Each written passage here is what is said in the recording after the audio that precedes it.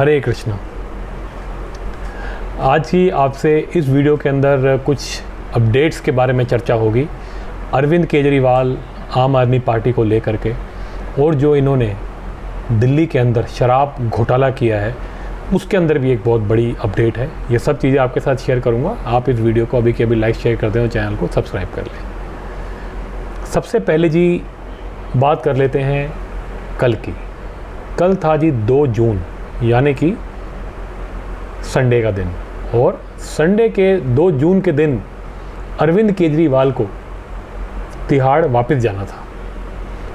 Court से ये एक स्पेशल, जिसे कहते हैं, बेल लेकर के बाहर घूम रहे थे। कोर्ट भी इस बेल को देने के बाद से सवालों में घिरी हुई थी। वो जितने भी जो जज हैं जिन्होंने केजरीवाल को ये स्पेशल जो ये बेल दी थी, उनके ऊपर भी सवाल उठ रहे थे, उनकी जजमेंट के ऊपर सवाल उठ रहे थे। हर तरफ से देश के अंदर इस स्पेशल बेल को दिए जाने पर प्रतिक्रिया आ रही थी। अब सिचुएशन ये है कि 2 तारीख को केजरीवाल साहब वापस तो चले गए हैं, लेकिन वो बहुत ही भारी मन से वापस गए हैं। जाना नहीं चाहते थे और सब तिगड़म भी कर लिए कि जिससे वो ना जाएं, लेकिन उनको जाना पड़ा।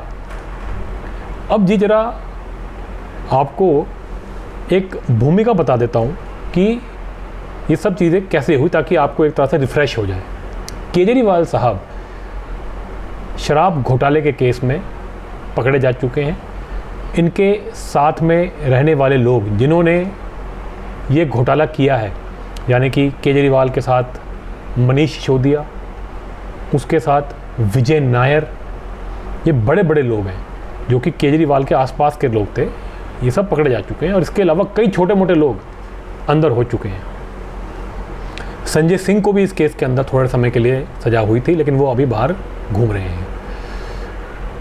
केजरीवाल साहब के ऊपर हाथ थोड़ा लेट पहुंचा था, क्योंकि ये बड़े शातिर थे, इन्होंने डायरेक्टली कहीं हाथ नहीं डाला था। लेकिन कहते हैं ना, आप जितनी भी चतुराई कर लो, भगवान के आगे चतुराई नहीं चलती। अब जो इन्होंने पाप किए थे, बड़े दिमाग से सोच समझ के किए थे, लेकिन फिर भी ये सबूत छोड़ गए। इनका नाम आ गया, इनके ऊपर कार्रवाई की गई। अब जब कार्रवाई की गई, इनको समन्स भेजे गए कि भैया आ जाओ। ये नहीं जा रहे थे। ये जानते थे कि सब कुछ इन्होंने ही किया है। ये जानते थे कि जो जो लोग अंदर बंद हैं वो एक्चुअली में इन्हीं के दिए हुए ऑर्डर्स को मान रहे थे, तो ये जाना नहीं चाहते थे। इसलिए इन्होंने 9 समन्स का निरादर किया। उसके ऊपर अलग केस चल रहा है। फिर इसको ईडी जो है वो धर दबोच के उठा के ले आई, और ये 1.5-2 महीने से अब मान लीजिए एक तरह से अंदर ही है। लेकिन कोर्ट ने सबको हैरान करते हुए इनको बेल दे दी, जबकि इस शराब घोटाले के केस के अंदर जो जो अंदर गया है उसको बेल नहीं मिली है। संजय सिंह को तो इसलिए मिल गई क्योंकि उसका जो रोल था वो एक छोटा रोल अब तक सामने आया है कि उसने पैसे जो है अपने घर में रखवाए थे, तो उस केस के अंदर उसको बेल मिल गई, छोड़ा नहीं है उसको। बाकियों को तो बेल भी नहीं मिली। मनीष सिसोदिया तो पूरी तरह फंस चुके हैं, तो 2 साल से अंदर है भाई। विजय नायर का तो ये नाम लेते ही नहीं है पार्टी वाले, बात ही नहीं करते विजय नायर की, जबकि विजय नायर ने ही सरकारी गवाह बन के इन सबकी बोल खोली है। विजय नायर की जो कंपनी थी, वो एक मीडिया का आदमी था और उसने कंपनी बनाई हुई थी जो कि शोज़ वगैरह कराते थे, कॉमेडी शोज़। वहाँ से वो केजरीवाल के टच में आ गया, और केजरीवाल से टच में आने के बाद उसकी कंपनी हज़ारों करोड़ों की हो गई, और केजरीवाल के सारे राज उसी आदमी ने खोले हैं। इन सबको भी उसी आदमी ने फंसाया है, उसका कभी नाम नहीं लेते। कहते हैं छोटा मोटा हमारा कार्यकर्ता था, बहुत बड़ा मंत्री था, एक तरह से मान लीजिए। मंत्री वैसे पोस्ट नहीं थी उसके पास, लेकिन कई मंत्रियों से ज़्यादा पावर उसके पास थी। जैसे कि वो विभव है, विभव भी कई मंत्रियों से ज़्यादा ताकतवर है। इनकी राज्यसभा की सांसद की उसने केजरीवाल के घर के अंदर पिटाई कर दी, तो क्या ही औकात रह गई लोगों की, ये सांसदों की, और क्या है, सब कुछ नहीं है। जो केजरीवाल के हाथ के नीचे है, जिसके ऊपर केजरीवाल का डायरेक्ट हाथ है, वही है सब कुछ। तो केजरीवाल साहब ने अपनी महिला एक सांसद की पिटाई करवाई विभव से। ऐसे ही वो अपने और गुर्गों से इस पार्टी के बहुत सारे जिसे कहते हैं गलत काम वो करवा रहे थे। वो सब तो पकड़े गए, इनका भी पकड़ा जाना निश्चित था, तो ये भी पकड़े गए।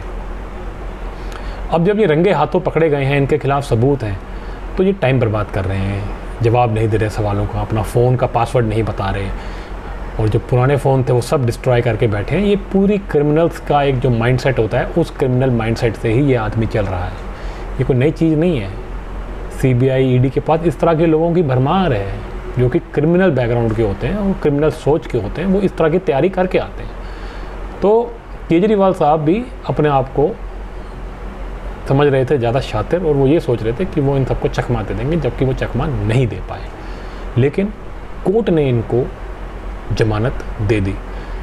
के कविता को जमानत नहीं दी, मनीष सिसोदिया को जमानत नहीं दी, लेकिन केजरीवाल साहब, जिसको किंग पिन बताया जा रहा है, जिसको बताया जा रहा है कि सबसे बड़ा षड्यंत्रकारी यही है, जो पूरा घोटाला हुआ, उस घोटाले की तैयारी से लेकर के उसकी एग्जीक्यूशन से लेकर के उसके बाद सबूतों को नष्ट करने के, उससे सब के अंदर केजरीवाल का हाथ है।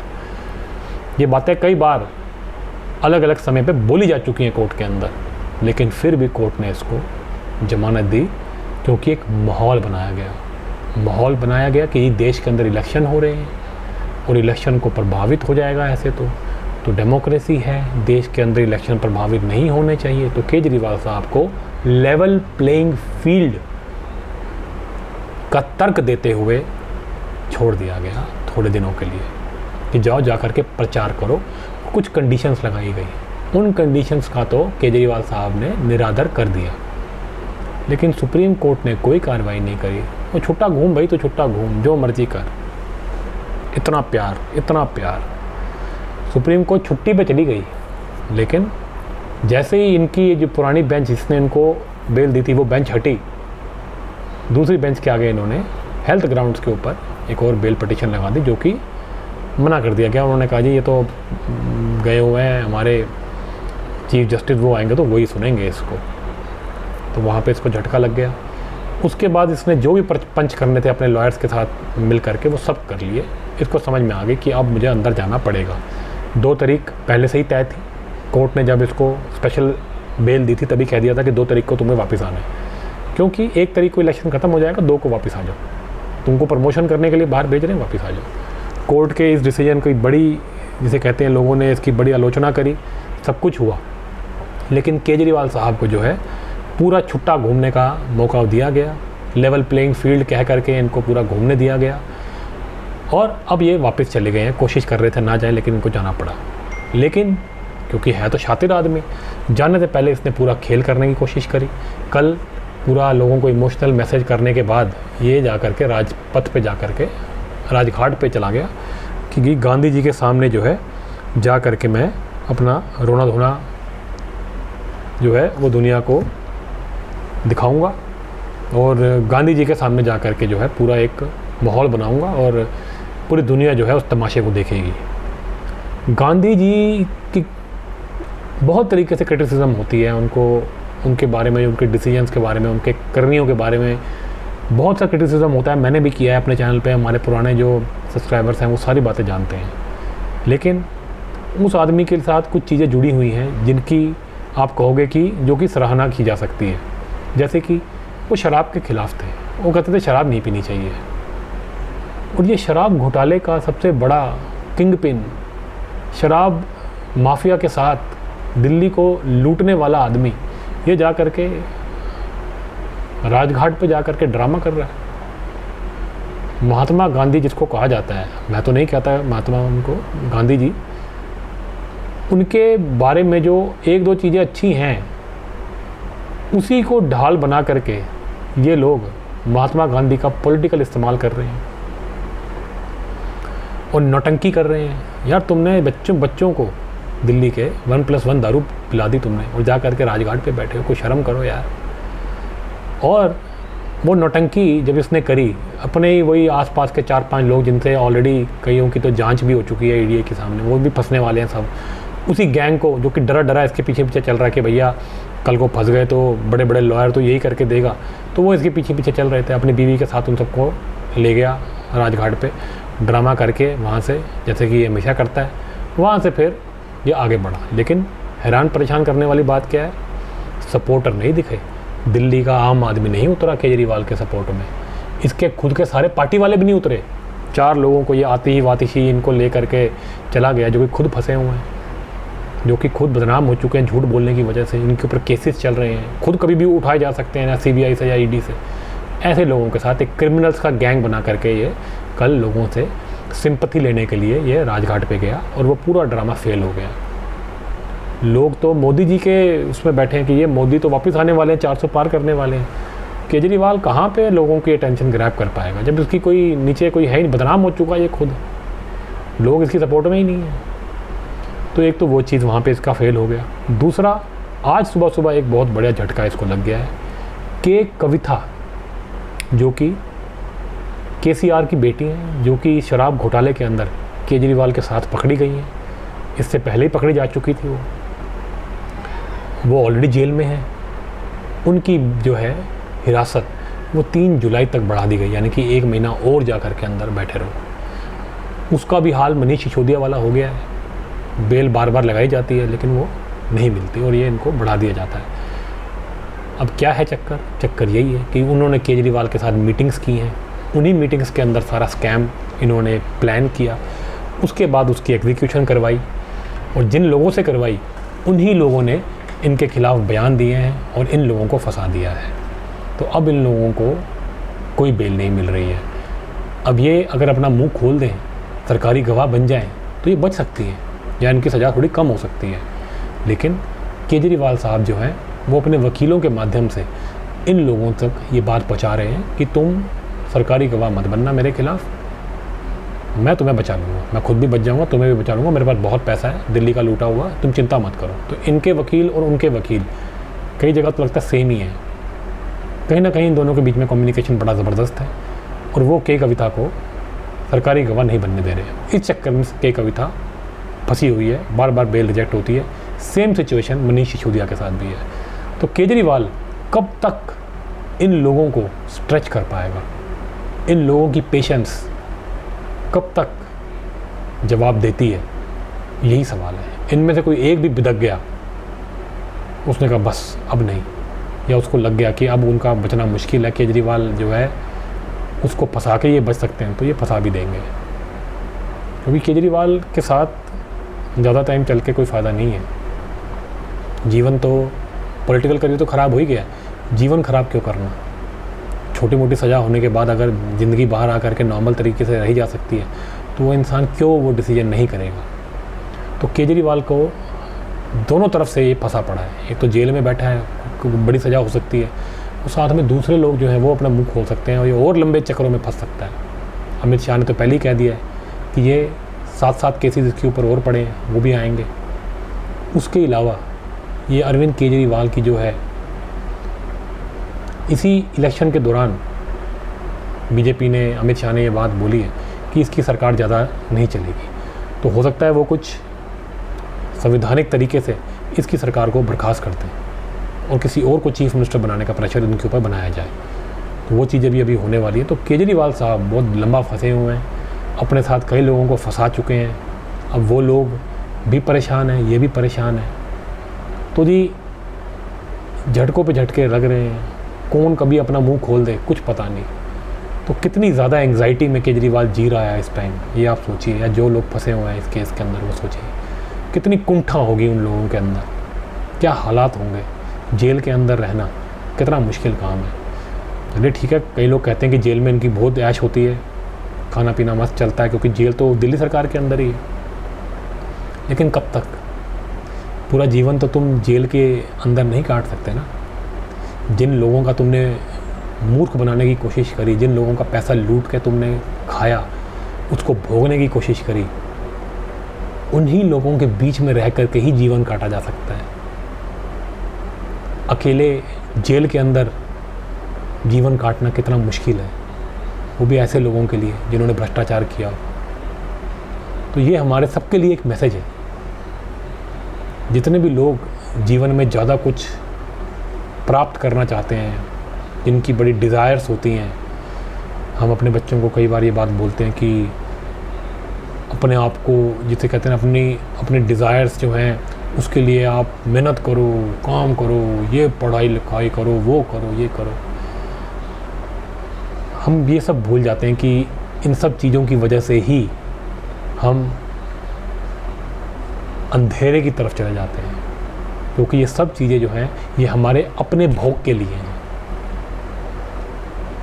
ये जो जितनी भी हम अपने बच्चों को बताते हैं कि आप ऐसे करो, वैसे करो, ऐसे पढ़ाई करो, ऐसे कॉम्पिटिटिव बनो, ऐसे जा कर के लोगों को हराने की कोशिश करो, ऐसे जीतो, वो सब जीतो, ये सब चीज़ें जो होती हैं ये मटेरियल चीज़ें होती हैं। इससे जीवन की जो प्रॉब्लम्स हैं, दुख, दर्द, मृत्यु, ये सॉल्व नहीं होती, ये स्पिरिचुअलिटी से सॉल्व होती हैं। और स्पिरिचुअलिटी तो हम अपने बच्चों को सिखाते ही नहीं। उनको कौन बताएगा कि भगवान कौन है, तुम कौन हो, तुम्हारा भगवान से क्या रिश्ता है, तुम यहाँ क्यों फंसे हुए हो, फंसे भी हुए कि नहीं फंसे हुए, और अगर फंसे हुए तो क्यों फंसे हुए हो, और इससे कैसे बाहर निकलना है। इन सवालों के कोई जवाब देता ही नहीं है। हम सिर्फ अपने भोग के चक्कर में भागते रहते हैं, और यही भोग हमें ऐसे गहरे कुएं के अंदर ढकेल देता है, जिस तरह के कुएं के अंदर इस टाइम केजरीवाल साहब फंसे हुए हैं, खुद भी फंसे हुए हैं, औरों को भी फंसा रखा है। तो ये जो मटेरियल लाइफ है, यही इसके साथ जो जुड़ाव है हमारा, यही सारी प्रॉब्लम की जड़ है, यही सारे कुंठाओं का स्तोत्र है। इसलिए हमें इस भौतिक जीवन से अपना जो लगाव है, जो इसके साथ जो हम जुड़ गए हैं, जो इसके साथ हमारी अट्रैक्शन है, जो इसके साथ हमारा जो हम जिसे कहते हैं, हम इसके साथ जो हमारी पूरी एक तरह से जैसे हम बंध गए हैं, इस बंधन को हमें छोड़ करके भगवान के साथ अपना बंधन बनाना है। क्योंकि बंधन तो बांधना ही पड़ेगा, हम उस बंधन को छुड़ा नहीं सकते। अब वो बंधन या तो आप इस भौतिक जगह से बांध लो, या भगवान श्री कृष्ण के साथ बांध लो, ये आपके ऊपर चॉइस है। फ़र्क ये है कि अगर आप इस भौतिक जगत से ये बंधन बांध लोगे तो दुख, दर्द, मृत्यु, ये सब चीज़ें, परेशानियाँ आपके साथ चलेंगी। भगवान श्री कृष्ण के साथ अगर ये बंधन बांध लोगे तो ये सारी प्रॉब्लम हमेशा के लिए ख़त्म, और आप भगवान की सेवा में लग जाओगे। तो भौतिक कार्य करते हुए भी भगवान की सेवा कैसे की जाती है, ये हमें हमारे आचार्य सिखाते हैं। इन सब चीज़ों को सीखने के लिए ही हमें स्पिरिचुअलिज्म की ज़रूरत होती है।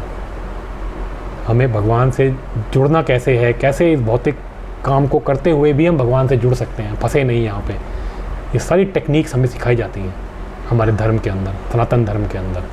तो इस पूरे प्रकरण से केजरीवाल के यही शिक्षा मिलती है कि हम सब अपने धर्म के बारे में समझें, अपनी ओरिजिनल पोजीशन, कॉन्स्टिट्यूशनल पोजीशन को समझें, अपना भगवान के साथ जो हमारा रिश्ता है उसको समझें। ये भौतिक जगत से हम अपने आप को ना जोड़ें, अपने आप को हम आत्मा समझें, और ये शरीर नहीं, क्योंकि ये शरीर भी भौतिक है। ये सब चीज़ें समझने के लिए हमें स्पिरिचुअलिज्म से जुड़ना होगा। अपने बच्चों को ज़्यादा से ज़्यादा आप भगवत ज्ञान के साथ जोड़ें। भौतिक ज्ञान तो अपने आप आ जाएगा, ये कोई बड़ी चीज़ नहीं है। आप भगवत ज्ञान के साथ जोड़ें अगर आपको खुशी चाहिए तो, अगर आपको असली जीवन का आनंद चाहिए, आप सच्चित आनंद हैं, ये चीज़ें अगर आपको चाहिए तो आपको भौतिकता के साथ नहीं, भगवान के साथ जो है रिश्ता बनाना पड़ेगा। इसीलिए हमें स्पिरिचुअलिज्म सीखना पड़ेगा और अपने धर्म से जुड़ना पड़ेगा। इसके लिए हमें गुरु की ज़रूरत है और भगवान की ज़रूरत है। तो जी यही चीज़ अगर हम करें तो हम कभी भी ऐसे चक्रों में नहीं पड़ेंगे जिसके अंदर हम किसी गहरे कुएं में कूद जाएं और परेशानियों को जिसे अपने ऊपर डाल लें और कुंठा में समय व्यतीत करें। हमें वैकुंठ जाना है, ना कि कुंठा में जीवन जीना है। तो चलिए जी, इसी मैसेज के साथ मैं आपसे विदा लेता हूँ। मिलते हैं आपसे अगली वीडियो में। अगर आपको ये वीडियो अच्छा लगे तो इसको लाइक शेयर करें, चैनल को सब्सक्राइब करें। मिलते हैं आपसे अगली वीडियो में।